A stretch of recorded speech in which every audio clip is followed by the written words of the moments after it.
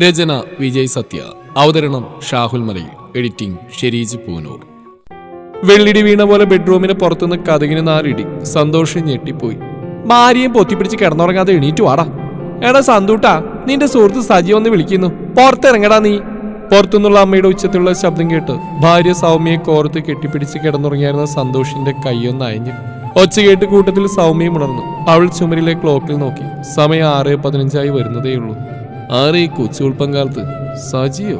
അവനെന്തിന് എന്നെ വിളിക്കുന്നത് എന്ന് ചിന്തിച്ചുകൊണ്ട് സന്തോഷം എണീറ്റ് ബെഡിലിരുന്നു. വീണ്ടും പുറത്തുനിന്ന് കല്യാണം എന്ന ചടങ്ങായിട്ട് ഒരു പെണ്ണിനെയും കൂടെ പൊറുതി തുടങ്ങി കുറേയായി. എപ്പോഴും ജോലിയും കൂലിയില്ലാതെ അങ്ങനെ അടയിരിക്കാൻ തുടങ്ങിയിട്ട് എത്ര കാലായി? പുറത്തിറങ്ങടാ നീ.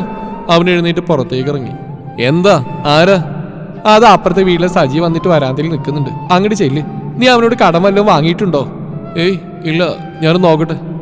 അവൻ സജിയെ കണ്ടു. എന്താടാ വെളുപ്പിനെ? എടാ ഒരു കാര്യം പറയാനുണ്ടായിരുന്നു.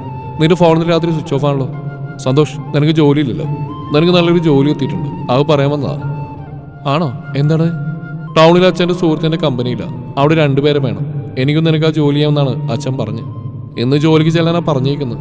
എടാ കമ്പനി ആകുമ്പോൾ ഇൻ്റർവ്യൂ മറ്റു അതുപോലുള്ള ചടങ്ങുകളൊക്കെ വേണ്ടേ? എടാ അതൊന്നും വേണ്ടെന്നാ പറഞ്ഞ് ഇന്നങ്ങോട്ട് പോയി ജോയിൻ ചെയ്യാനാ പറഞ്ഞേക്കണ അച്ഛൻ. അതെ, അച്ഛൻ നമ്മളെക്കുറിച്ചുള്ള എല്ലാവരും ഇൻട്രൊഡ്യൂസ് ചെയ്യുന്നുണ്ടാവും. അതാവും നേരിട്ടുള്ള നിയമനം. ആഹാ കൊള്ളാം, ശരി ചെല്ലാം. എങ്കിൽ നമുക്ക് പോവാല്ലേ? അതേടാ, അത് പറയാൻ രാവിലെ തന്നെ വിളിച്ച്. ഇന്ന് നിനക്ക് വേറെ എൻഗേജ്മെൻ്റ് ഒന്നും ഇല്ലെങ്കിൽ ഇന്ന് തന്നെ പോവാലോ. അത് ഞാൻ വെളുപ്പിനെ വന്ന് പറയാമെന്ന് വെച്ച്. ഒരുപാട് നേരം ഉണ്ടല്ലോ. ശരി, അപ്പോൾ ഞാൻ പോവാ. ഫോൺ ഓൺ ആക്കിയിട്ട് 8:30 വീട്ടിലേക്ക് വരും. നമുക്കൊന്നിച്ച് ബൈക്കിൽ പോവാം, ഞാനവിടെ ഉണ്ടാവും. അതേടാ, നമുക്ക് പെട്ടെന്ന് ജോലി കിട്ടിയത് അത്ഭുതമായി തോന്നുക. ഞാൻ അതേക്കുറിച്ച് മാനസികമായിട്ട് പ്രിപ്പയർഡ് ആവുക. റെഡിയായിട്ട് ഞാൻ വരാം. സജി പോയി. എന്താ സന്തോഷേട്ടാ, എന്തിനാ സജി വന്ന്? അത് ഞങ്ങൾക്ക് 2 പേർക്ക് ഒരു കമ്പനിയിൽ ജോലി തരപ്പെട്ടിട്ടുണ്ട്. ഇന്ന് തന്നെ അപ്പോയിൻമെൻറ്റ്. അച്ഛന് ധിക്കരിച്ചോടി വന്നിട്ടും അച്ഛനോട് കോംപ്രമൈസ് അച്ഛൻ്റെ കമ്പനി ജോലിക്ക് പോകാൻ പറഞ്ഞപ്പോൾ കേട്ടില്ലല്ലോ. എന്തായാലും ഇപ്പം ഇങ്ങനെ ജോലി തരപ്പെട്ടല്ലോ, ഭാഗ്യം. സന്തോഷം അതിന് മറുപടി ഒന്നും പറഞ്ഞില്ല. വെറുതെ എന്തിനാ? കോടീശ്വരനായ രാജശേഖരൻ മുതലാളിയുടെ മകളെ വളച്ച് പ്രേമിച്ച് പുറത്തിയടിച്ചപ്പോൾ പിടിച്ചു നിന്ന് തന്റെ രാഷ്ട്രീയ ശക്തി ഉപയോഗിച്ചാണ്. മകളെ തട്ടിക്കൊണ്ടുപോയി എന്ന് പറഞ്ഞു കൊടുത്ത കേസിന്റെ സ്റ്റേഷനിൽ ഭാര്യയും കൂടി താൻ എത്തിയപ്പോൾ ക്ഷേത്രത്തിൽ നിന്ന് വിവാഹം കഴിച്ച ഫോട്ടോകളും അവൾ പ്രായപൂർത്തിയായ സർട്ടിഫിക്കറ്റും കാണിച്ച് അയാളെ എളിപ്പിനാക്കിയെന്ന് സ്റ്റേഷനിൽ. കൂടാതെ അവളും പറഞ്ഞു തന്നോടൊപ്പം വരുമെന്ന്. അതോടെ തകർന്നു പോയ അയാൾ എല്ലാവരുടെയും മുമ്പിൽ തന്നെ കവിളത്ത് ആഞ്ഞടിച്ചപ്പോൾ സൗമ്യയുടെ അച്ഛൻ തന്റെയോ അച്ഛനിൽ നിന്ന് കരുതി ഞാൻ ക്ഷമിച്ചു.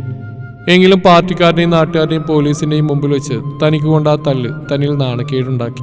മകളെ കാണാതെ ഷോക്കിൽ തകർന്നു പോയ അയാളുടെ ഭാര്യയുടെ നിർമ്മത്തിന് വഴങ്ങി അയാൾ മകളോടൊരു കോംപ്രമൈസിന് തയ്യാറായി.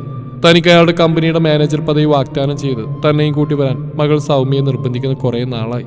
തന്റെ ആത്മാഭിമാനം സമ്മതിക്കാതെ ആ കാര്യം ഇങ്ങനെ നീണ്ടുപോവുകയായിരുന്നു. കൂലിപ്പണിക്കാരനായ അച്ഛന്റെ ജോലിയിൽ നിന്ന് കിട്ടുന്ന വകയും അമ്മയുടെ പെൻഷൻ തുകയൊക്കെ കഷ്ടിച്ച് വീട്ടിൽ കഴിഞ്ഞുകൂടുകയായിരുന്നു. പഠിച്ച ബിരുദങ്ങളുടെ സർട്ടിഫിക്കറ്റുകളൊന്നും എവിടെയും വിലപ്പോയില്ല.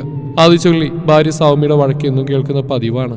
എന്തായാലും വേറെ ജോലി കിട്ടിയല്ലോ, സമാധാനമായി പോവുക തന്നെ. കഷ്ടപ്പെട്ട് കുടുംബം പോറ്റണം, അവൻ തീരുമാനിച്ചു.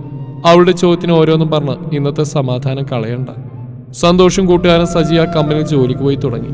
ഒരു ദിവസം സന്തോഷ് ജോലിക്ക് പോയപ്പോൾ സൗമ്യയ്ക്ക് അച്ഛൻ്റെ കോള് വന്ന്. മോളെ, എപ്പോഴാ വീട്ടിൽ വരുന്നത്? അമ്മ നിന്നെ കാണാതെ വിഷമിച്ചിരിക്കുന്ന എനിക്കറിയില്ലേ? അച്ഛാ, ഞാൻ വരാച്ചാ. സന്തോഷം എന്തിനും മനസ്സിലായിട്ടില്ല, അത് അച്ഛൻ്റെ കമ്പനിയാണെന്ന്. അതൊക്കെ ഞാൻ ഏർപ്പാടാക്കിയിട്ടുണ്ട്. അവിടുത്തെ മാനേജറായി ഇപ്പോൾ അവിടുത്തെ കാര്യങ്ങളൊക്കെ നോക്കുന്നത്. ഞാൻ അവിടെ പോവാറില്ല ഇപ്പോൾ. അതുകൊണ്ട് അതെൻ്റെ കമ്പനിയാണെന്ന് അവനറിയില്ല. ജോലി ചെയ്യട്ടെ, ഏതായാലും ക്രമേണ അതിൻ്റെ നേതൃസ്ഥാനത്ത് അവനെ ആക്കാം. എനിക്കൊരു മോളല്ലേ ഉള്ളൂ, ഈ കാണുന്നതെല്ലാം നിനക്കല്ലേ. അച്ഛൻ്റെ വാക്ക് കേട്ട് അവൾ കണ്ണീരണിഞ്ഞു. ഇഷ്ടപ്പെട്ട ആളുടെ കൂടെ വീട്ടിൽ നിന്ന് ചാടിപ്പോകുമ്പോൾ അവരെ പെറ്റുപോറ്റി വളർത്തി വലുതാക്കിയ മാതാപിതാക്കളെ അവർ ശ്രദ്ധിക്കുന്നില്ല. പ്രേമത്തിന്റെ സാക്ഷാത്കാരം മാത്രമാണ് അപ്പോൾ അവരുടെ ലക്ഷ്യം. കരുണയും സ്നേഹമുള്ള മാതാപിതാക്കൾ അവർ എത്ര വലിയവരായാലും ചിലപ്പോൾ മക്കളെ ചേർത്ത് നിർത്തും. അച്ഛൻ്റെയും അമ്മയുടെയും നന്മ കാണാതെ പോയ അവൾ തേങ്ങി.